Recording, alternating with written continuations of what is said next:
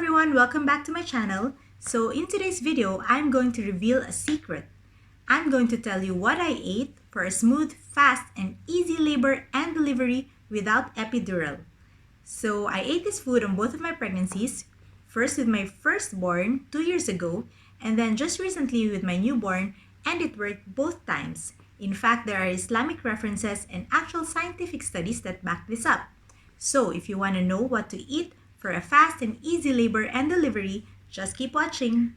But first, if you're new here, hi, I am the Curious Mrs. I make mommy videos, baby products videos, pregnancy-related videos like this one, and I also make modest fashion and hijabs and styling videos. So if you haven't subscribed yet, please make sure you do so and press that bell button so you get notified whenever I have new videos like this. But if you're one of my early subscribers and you like my old videos and my how-to videos on Qatar, don't worry, I'll still be doing those. In fact, I have a few topics lined up already. So just stay put, don't unsubscribe, and might as well watch this video.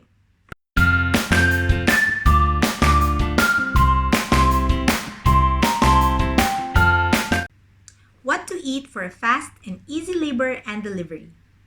So before anything else, I just want to say I'm not a doctor, I'm not even in the medical field, I'm not a nurse or a medical technician or anyone who works in the hospital or a clinic, but I am a mom of two. And like I said earlier, I ate this food on both of my pregnancies, and both of my labors were significantly shorter than the average labor period for both first-time moms and second-time moms, and without epidural. Although the epidural wasn't my choice, by the time I requested one, they said it was already too late and everything was happening so fast, and before I knew it, it was done. So I googled it. The average labor period for first-time moms is 6 to 12 hours of early labor and then 8 hours of active labor. And for second-time moms, it's 5 to 6 hours of active labor. So both of my labors were way less than that. I'm not bragging or anything. I'm not saying that if you eat this food, then you'd surely suffer faster or less than usual. I'm just saying, hear me out, try out this food, and if it works for you, then yay. But if it doesn't, then know that it's actually healthy for both you and your baby. And it worked for me both times, and I know some people who also ate this, and it also worked for them. And there are also Islamic references, like I said earlier, and actual scientific studies that found this to be true. And I'll talk about that later. So what is this magic food, you ask? It's dates.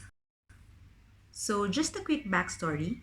I was 5 to 6 months into my first pregnancy, and I was actively researching on labor and delivery, what to expect, how to manage. I also went to YouTube and I watched all the birth and delivery vlogs, tips for pain-free, natural, normal delivery, and I heard about red raspberry leaf tea, evening primrose oil, castor oil, hypnobirthing, water birth, doulas, and all that. But what I didn't come across is dates. So good thing my sister, who gave birth 6 months ahead of me, told me about dates. And if you know her, she's the most panicky, paranoid, scared person I know, and she did deliver normally. So I thought to myself, if she could do it, then I could too. So I did what she told me to do, which is eat dates, plenty of dates, from 36 weeks onwards, and it worked. So I did it again on my second pregnancy, and it worked again. So now I decided to make this video and share this with you just to put it out there and increase awareness, because like I said, there isn't a lot about it on the internet, and I know a lot of women are searching for ways to speed up labor and make it easier. So to save you some time, don't go to Google just yet because I've done it for you already. So here's what I found out about dates and in relation to pregnancy, delivery, and even post-delivery. So I found 4 studies. First, there's this study from Jordan University of Science and Technology by Al-Quran and others entitled The Effect of Late Pregnancy Consumption of Date Fruit on Labor and Delivery. Let me just read out the abstract. So I quote, "We set out to investigate the effect of date fruit consumption on labor parameters and delivery outcomes. Between 1 February 2007 and 31 January 2008, that's 1 year, at Jordan University of Science and Technology, a prospective study was carried out on 69 women who consumed 6 date fruits per day for 4 weeks prior to their estimated date of delivery, compared with 45 women who consumed none. There was no significant difference in gestational age and parity between the two groups. The women who consumed date fruit had significantly higher mean cervical dilatation upon admission compared with the non-date fruit consumers. That's 3.52 cm versus 2.02 cm. So that's 3.5 versus 2. And a significantly higher proportion of intact membranes, 83% versus 60%. Spontaneous labor occurred in 96% of those who consumed dates, compared with 79% women in the non-date fruit consumers. Use of prostein or oxytocin was significantly lower in women who consumed dates compared with the non-date fruit consumers. That's 28% versus 47%. The mean latent phase of the first stage of labor was shorter in women who consumed date fruit compared with the non-date fruit consumers. That's 510 minutes versus 906 minutes. It is concluded that the consumption of date fruit in the last 4 weeks before labor significantly reduced the need for induction and augmentation of labor and produced a more favorable but non-significant delivery outcome. The results warrant a randomized controlled trial. Second, there's also this study published in the Journal of Midwifery and Reproductive Health. The title is The Effect of Late Pregnancy Consumption of Date Fruit on Cervical Ripening in Nulliparous Women by Masumi Kordi and others. They're from Iran, and the study was conducted in 2013. Now I'm just going to read some parts of the abstract. I quote, "This randomized clinical trial was performed on 210 women with a singleton pregnancy, cephalic presentation, and gestational age of 37 to 38 weeks. The subjects were randomly assigned into two groups of 105 women, experimental and control groups. Since the 37th week of gestation, the experimental group consumed date fruit 70 to 75 grams per day until the onset of labor pain, and the control group received routine care. Results: the mean Bishop score at admission was higher in the experimental group, 7.67, compared to the control group, 5.12. Mean cervical dilatation at admission was 4.05 and 2.97, so 4 versus 3. Wow. Also, the success rate of labor induction was higher in the experimental group compared to the control group. Conclusion: mean cervical dilatation was higher in women consuming date fruit compared to the non-consuming group. Since date fruit is full of energy and nutrients, it is recommended for pregnant women to help with cervical ripening, particularly in the last weeks of gestation." And then there's also this study from Malaysia by Razali, Muhammad Nahwarai, Sulaiman, and Hassan, entitled Date Fruit Consumption at Term, Effect on Length of Gestation, Labor, and Delivery. Again, I'll read parts of the abstract. I quote, "The aim of this randomized controlled trial was to investigate the effect of date fruit consumption during late pregnancy on the onset of labor and need for induction or augmentation of labor." Dates fruit consumption during late pregnancy has been shown to positively affect the outcome of labor and delivery. In this study, date consumption reduced the need for labor augmentation with oxytocin but did not expedite the onset of labor. Therefore, dates consumption in late pregnancy is a safe supplement to be considered, as it reduced the need for labor intervention without any adverse effects on the mother and the child.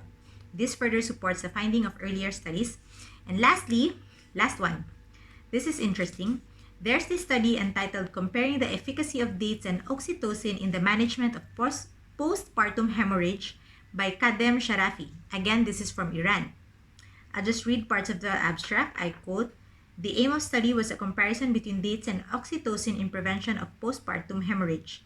It was a clinical trial that was performed in 62 women immediately after placental delivery. Conclusions: use of oral dates after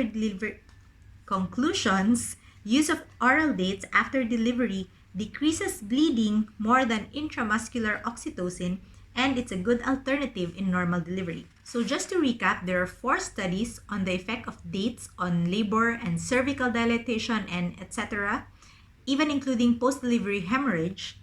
And basically all they say is that dates may help in 1, cervical ripening, in that it helps in the softening and dilatation process, thus shortening labor.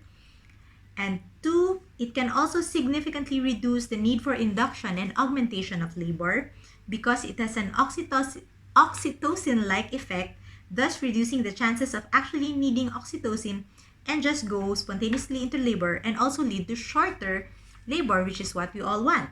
And 3, it can also help reduce postpartum bleeding and could actually be a good alternative to oxytocin. And lastly, it has been noted that eating dates with all its health benefits is safe and recommended during pregnancy, particularly during the last stages of pregnancy, and that it has no adverse effects on both the mother and the child. So I'm pretty sure you're convinced by now, but if not, then let me tell you that it has been mentioned in the Quran and in some hadiths that dates is the best food to eat for pregnant women and also for those who have just given birth. And if for some reason you're still not yet convinced, then there's nothing else I can do except maybe tell you about all the other health benefits of dates. So even if it doesn't work out for you and your labor and your delivery, then at least you know that it's actually good and healthy for you and for your baby. Here are some of the scientific health benefits of dates. This is from Medical News Today. Dates contain proteins, vitamins, and minerals. They're not just good alternative sweeteners, but they're also rich in vitamin B6 and iron. They're high in fiber, they help you feel full longer, and they're also good for constipation. They're also high in potassium to help build muscles and proteins in the body, and they are also high in polyphenols, which are antioxidant compounds that can protect the body from inflammation, and they actually contain more polyphenols than most other fruits and vegetables. So there's a specific amount of dates recommended in grams, but I'm not giving you that because I just don't understand. Do you weigh the dates before you eat them? No, right? But the first study I mentioned, the one from Jordan, cited 6 dates a day, and also Mama Natural, she has a website and a YouTube channel. She said 3 dates of the bigger kind or 6 dates of the smaller ones. So 6 dates from 36 weeks onwards is the answer. Although, because I'm a Muslim, and I remember someone mentioning, either my mom or my sister, that it's sunnah to eat an odd number of dates, so I ate 7 in batches, like 3, 3, and 1.